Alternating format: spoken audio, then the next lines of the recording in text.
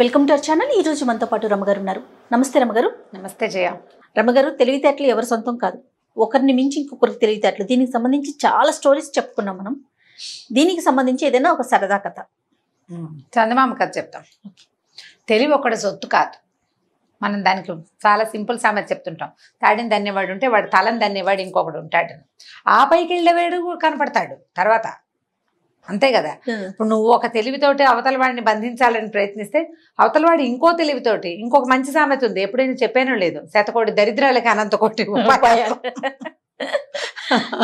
ప్రతి ఇబ్బందికి ఖచ్చితంగా సొల్యూషన్ ఉంటుంది. నీకు తెలియదు, నీ చుట్టుపక్కల తెలియదు, ఎవరికో తెలుస్తుంది దానికి ఆన్సర్, దానికి సమాధానం దొరికేస్తుంది గ్యారంటీగా.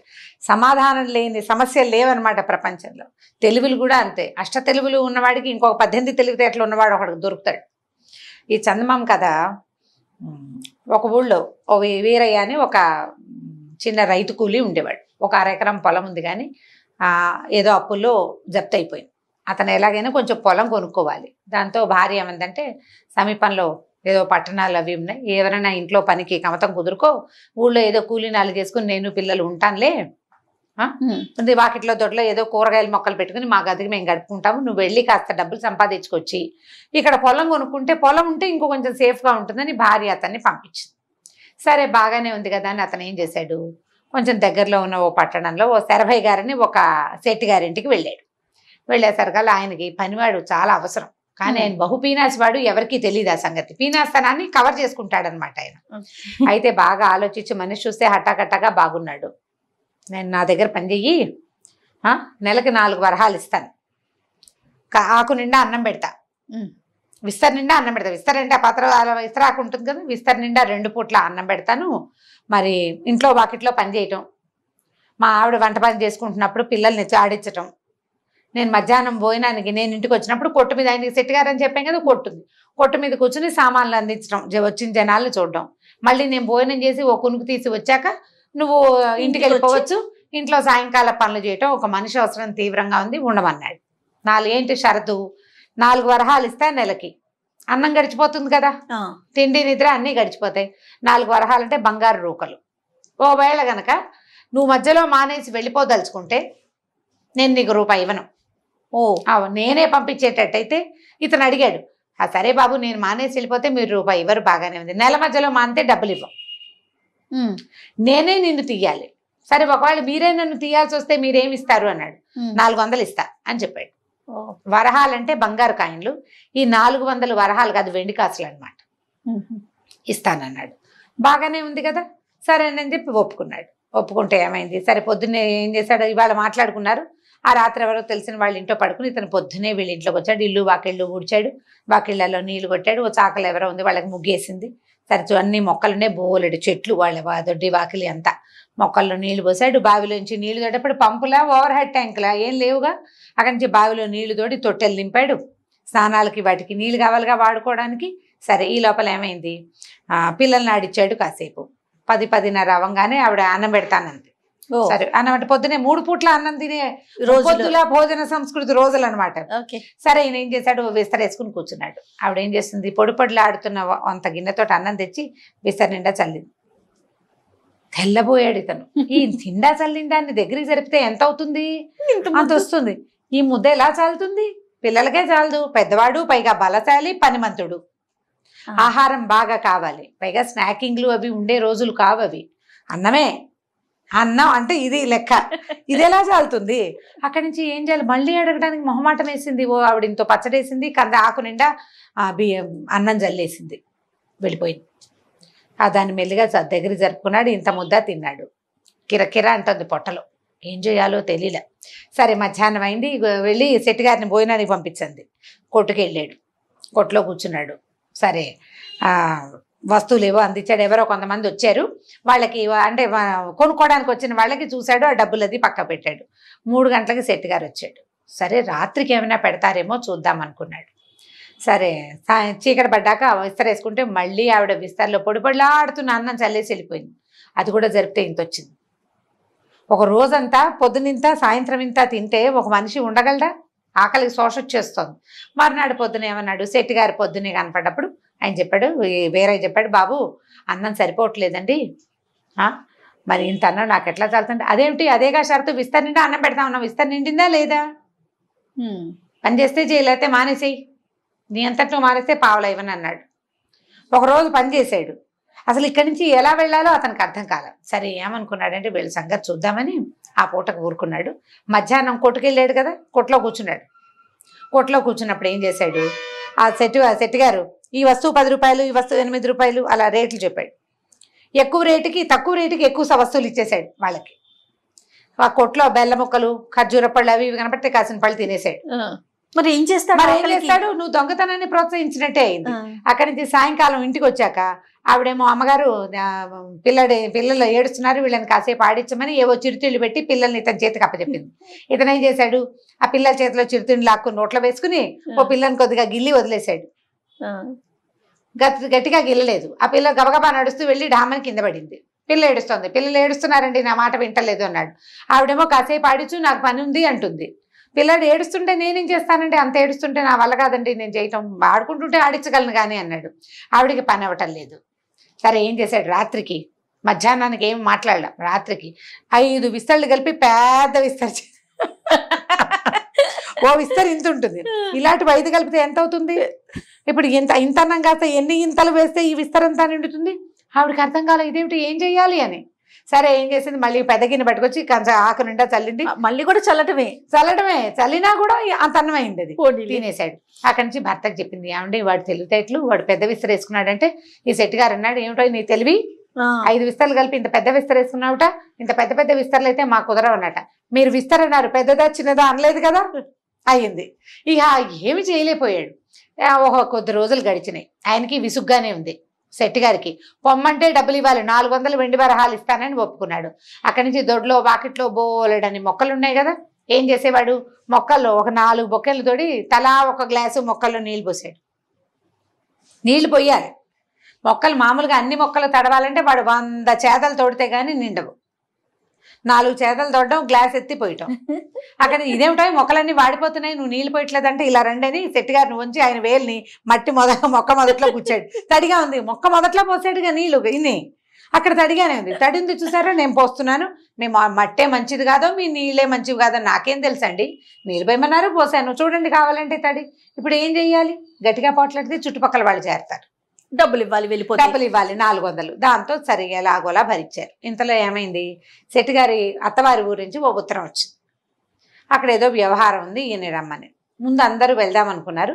మళ్ళీ ఏమనుకున్నారంటే ఇంతమంది ఎందుకు, వీడున్నాడుగా వీరయ్యని తోడు తీసుకెళ్ళచ్చు అనుకున్నారు. ఆవిడ ఏం చేసింది, ఆయన గుర్ర బండిలో బయలుదేరాడు. బండి తోలడానికి వీరయ్య, మళ్ళీ బండి వాడికి డబ్బులు ఇవ్వద్దు, వాడిని కాకుండా వీడినే తోలమన్నారు.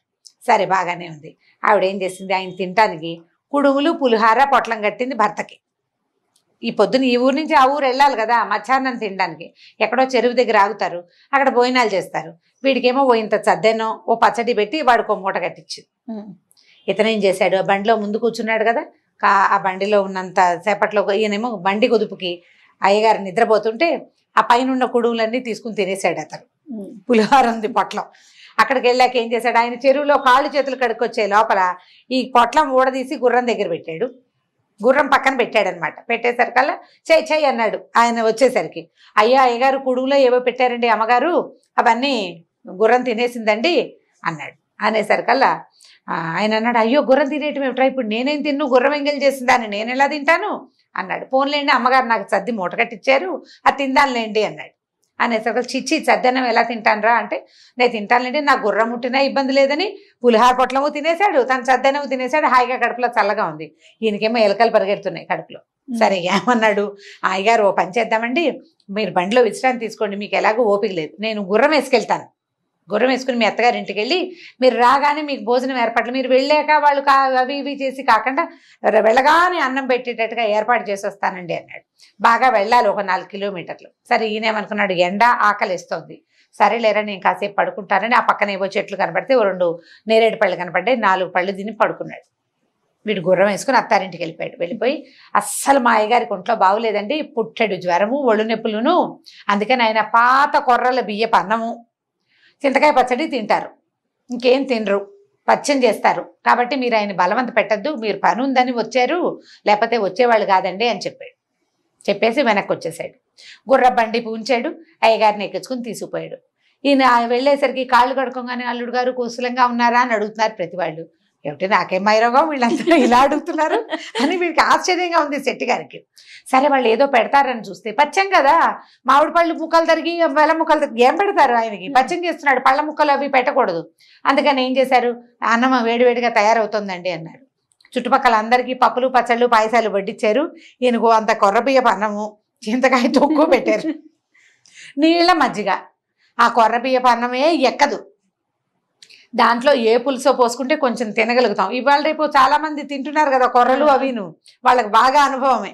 ఒట్టిగా దాన్ని తినలేము, అసలు మహావిసుగ్గా ఉంటుంది. ఎప్పుడెప్పుడు మానేద్దామా, జీవితం మీద విరక్తి వస్తుంది. ఇందులో చింతకాయ తొక్కు అంటే అందులో పచ్చిమిరపకాయలు వేసి నూరింది కాదు, అది పాత చింతకాయ తొక్కు. ఉప్పు మాత్రమే ఉంటుంది, ఇంకేం ఉండదు, పొల్లగా ఉప్పగా ఉంటుంది, తీగా కూడా ఉండదు. అది వేసుకుని ఆ అన్నం తిని ఆ నీళ్ల మజ్జిగ పోసుకునేసరికి ప్రాణాలు కడబట్టిపోయినాయి. ఆకలికి తలనొప్పి వచ్చేస్తోంది. ఈ అన్నం తినలేక దవడలు కూడా నొప్పి పుట్టినాయి. విసిగిపోయాడు. పోనీ అల్లుడు వస్తే ఇలాంటి మరిగి చేస్తారా వీళ్ళ మొహాలు మండా అని అత్తవారిని తిట్టుకుంటున్నాడు.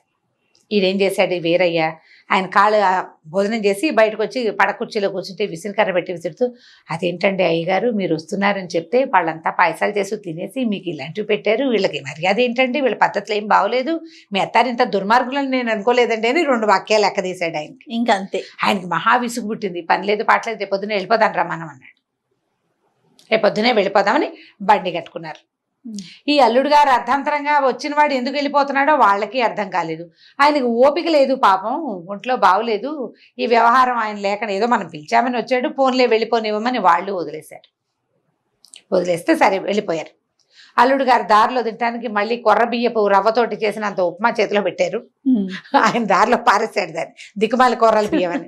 సరే ఈ చెరువు దాకా వచ్చాక, అయ్యగారు మీకు అసలు ఓపిక లేదు, మీరు పడుకోండి, కాసేపు రెస్ట్ తీసుకుంటే గుర్రపు ఒళ్ళు కదిలిపోతుంది, గుర్రబండి మీద నడువులు నొప్పులు పుడతాయి, మీకు అసలే నిన్న ఆహారం లేదు, మీరు పడుకోండి, నేను ఇంటికి వెళ్ళి అమ్మగారికి మీకు భోజనం అది ఏర్పాటు చేయించి నేను వెంటనే వచ్చేస్తాగా అని బండి గుర్రం అమ్మగారి ఇంటికి వెళ్ళాడు. ఇప్పుడు శెట్టి గారు సొంత ఇంటికి వెళ్ళిపోయి ఏం చెప్పాడంటే, అయ్యో అమ్మగారు ఏం చేయనండి, మీ అమ్మగారి ఊరి దారిలో అయ్యగారికి దయ్యం పట్టింది, ఏదో గాలి వచ్చేసిందండి, అక్కడ ఏం తినలేదు, పాత కొర్రబియ్యపు అన్నం తినొచ్చారు, ఏమీ తినలేదండి, మంచి ఆకలి మీద ఉన్నారు, రాగానే చీపురు తిరగేసి చితకొట్టేయండి ఆయన్ని, దయ్యం పోతుంది. దయ్యం పోతుంది, అప్పుడు శుభ్రంగా అన్నం తింటారు, మీ వాళ్ళ ఇంట్లో కొర్రబియ్యపు అన్నం చింతకాయ తొక్కు వేసుకుని తిన్నారు, కావాలంటే కనుక్కోండి అని చెప్పాడు. మేఘాల మీద వెనక్కి వచ్చేసి అయ్యగారిని చూడగానే వలవల ఏడుస్తూ, అయ్యగారు ఏం చెప్పాలండి, మనం ఇలా గుమ్మం దిగామో లేదో నిన్న పొద్దున్న బయలుదేరాం, అమ్మగారికి భూతం ఆవేశించిందండి, ఇంట్లో సామాన్లన్నీ విసిరేస్తోందిట, పిల్లలంతా భయపడిపోతున్నారు, పక్కిళ్ళ వాళ్ళంతా పిల్లల్ని ఆడించడానికి తీసుకుపోయారు, ఆవిడ ఒక్కతే ఉంది, వెళ్ళగానే ఏం లేదు మన వాకిట్లో వీధుడిచే చీపురు వాకిలి గుమ్మం పక్కనే పెట్టొచ్చానండి, ఆ చీపురు తీసుకోండి అమ్మగారిని చితకొట్టేయండి, భూతం వదిలిపోతుంది. మనం వెళ్ళేసరికల్లా ఒంటరితనంతో భూతం పట్టింది ఆవిడకి అని చెప్పాడు. ఆయన ఇదేమిటి, నాకేమో అన్నం లేదు, ఆహారం లేదు, తలకాయ నొప్పి, కడుపులో నొప్పి, కాళ్ళు నొప్పులు అన్ని బాధలుగానే, తిండి లేకపోతే ఏమిటి అన్ని జబ్బులు వచ్చేస్తాయి, అన్నం తిన్నాక సగం జబ్బులు పోతాయి.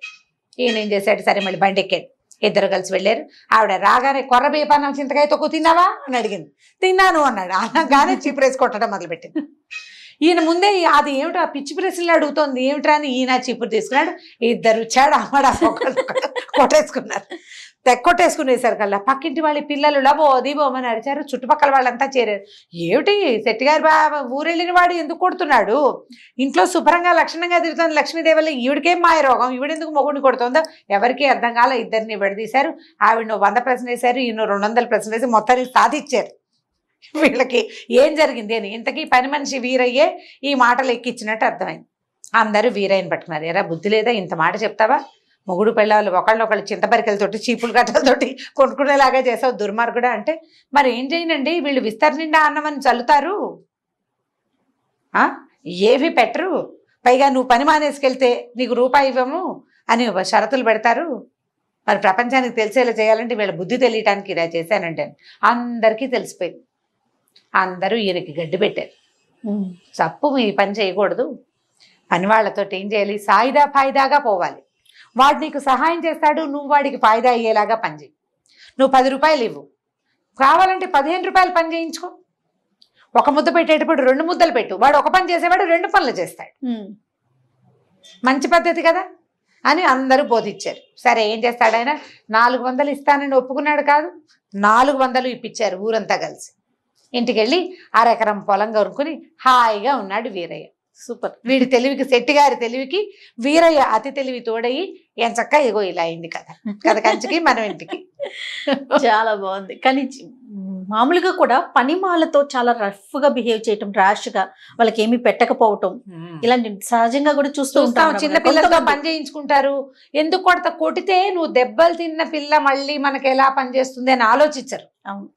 పని పిల్లల్ని కొట్టడము, పిల్లల్ని పని వాళ్ళని వేధించటము అదొక ప్రవృత్తిగా ఉంటుంది వాళ్ళకి. ఏంటంటే ఎవరో తిండి సరిగ్గా పెట్టకపోవటం. నువ్వు ఎలా అంటే మనతో ఉన్నవాడిని వాడిని ఎంత పోషిస్తే వాడు మనకంత పని చేస్తాడనే ఇంగితం లేకపోవటం. అవును. ఒక్కొక్కళ్ళు ఇట్లా, ఇంకోళ్ళు ఇంకో రకంగా చెప్పలేము మనుషులకి మనం. రైట్ రమ్మగారు, ఇంకొక స్టోరీతో మళ్ళీ కలుద్దాం. నమస్కారం అజయ్. నమస్తే. ఈ వీడియో కనుక మీకు నచ్చినట్లయితే లైక్ చేయండి, షేర్ చేయండి. మరిన్ని వీడియోస్ కోసం మా ఛానల్ని సబ్స్క్రైబ్ చేసుకోండి.